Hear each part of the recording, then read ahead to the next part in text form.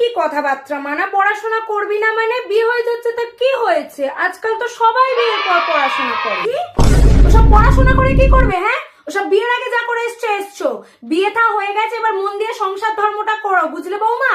আর 2 বছর পর আমাকে নাতিপুতির মুখ দেখাতে হবে তো নাকি? কি রে মানা, বিয়ে হয়ে গেছে বলে কি মা বাবাকে ভুলে গেলি রে?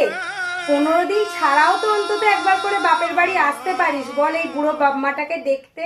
এই তো তুমি 5.5 মাস আগে বাপের বাড়ি গেলে বৌমা।